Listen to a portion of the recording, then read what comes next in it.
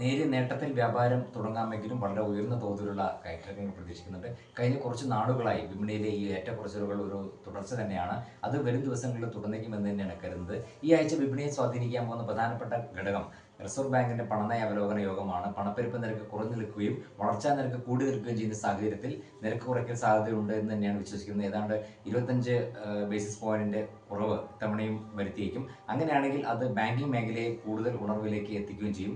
ഇപ്പോൾ തന്നെ ബാങ്കിംഗ് മേഖലയിൽ ഉണ്ടായിട്ടുള്ള ഒരു മുന്നേറ്റം, ബാങ്കിംഗ് സൂചിക 56,000 എന്ന നിലവാരത്തിലേക്ക് എത്തി നിൽക്കുകയാണ്. ആ ഒരു നിലവാരം ഭേദിച്ച് വ്യാപാരം നടക്കുകയാണെങ്കിൽ അത് വിപണിയിൽ മുന്നോട്ട് നീക്കത്തിൽ നിർണായകമായി പ്രതിഫലിക്കുകയും ചെയ്യും.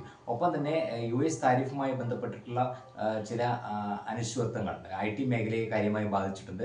അതുകൊണ്ട് തന്നെ കഴിഞ്ഞ ദിവസങ്ങളിൽ ഉണ്ടായിട്ടുള്ള ഒരു വിപണി മുന്നേറ്റത്തിൽ ഒട്ടുമേ പങ്കുകൊള്ളാത്ത ഒരു മേഖലയാണ് IT മേഖല. അതുകൊണ്ട് IT മേഖലയിൽ ഒരു നിക്ഷേപ താല്പര്യം ഉണ്ടാവുകയാണെങ്കിൽ അതും ഓഹരി സൂചികളെ പുതിയ നിലവാരത്തിൽ എത്തിക്കാൻ സഹായിക്കുകയും ചെയ്യും. വിദേശ നിക്ഷേപ സ്ഥാപനങ്ങളുടെ നിലപാടുകളും വരും ദിവസങ്ങളിൽ നിർണായകം തന്നെയായിരിക്കും. ഒട്ടുമിക്ക ദിവസങ്ങളിലും നിക്ഷേപ സ്ഥാപനങ്ങൾ വിപണിയിൽ അനുകൂലമായി ഇടപെടുന്നുണ്ടെങ്കിൽ കൂടിയും ചെറുകിട നിക്ഷേപകരുടെ ഭാഗത്തും ഉണ്ടായിട്ടുള്ള വിൽപ്പനയാണ് വിപണിയെ ഇപ്പോൾ ഒരു പ്രതിരോധത്തിലാക്കി നിൽക്കുന്നത്. പല ദിവസങ്ങളിലും ചെറുകിട നിക്ഷേപകർ വിൽപ്പനയിൽ തുടരുക തന്നെയാണ്. വിദേശ നിക്ഷേപ സ്ഥാപനങ്ങളാണെങ്കിൽ ആഴ്ചയിൽ അവസാന ദിവസം വിൽപ്പനയിലേക്ക് നീങ്ങുകയും ചെയ്തു.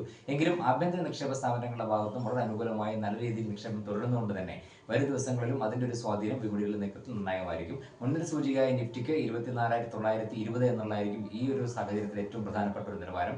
ആ ഒരു നിലവാരത്തിനടുത്താണ് വ്യാപാരം നടക്കുന്നെങ്കിൽ കൂടിയും ആ ഒരു നിലവാരം ഭേദിച്ച് വ്യാപാരം നടക്കുന്ന ഒരു സാഹചര്യത്തിൽ മാത്രമേ മുന്നോട്ട് നീങ്ങാനുള്ള ഒരു സാധ്യത കാണുന്നുള്ളൂ. എന്തായാലും ഇന്ന് ഇന്നത്തെ ഇതിനകത്ത് മാറ്റമില്ലാതെ ഇന്ന് അല്ലെങ്കിൽ നേരിയ നേട്ടത്തിലോ വ്യാപാരം തുടങ്ങാമെങ്കിലും വളരെ ഉയർന്ന തോതിലുള്ള കയറ്റങ്ങൾ പ്രതീക്ഷിക്കുകയും വേണം.